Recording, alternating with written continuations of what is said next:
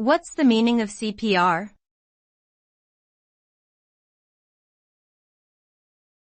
CPR.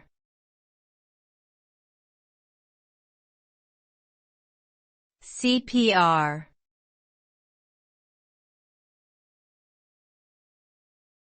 CPR.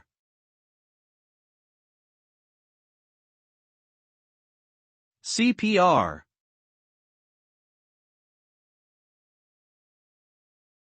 CPR stands for cardiopulmonary resuscitation, which is an emergency life-saving technique used when a person's breathing or heartbeat has stopped.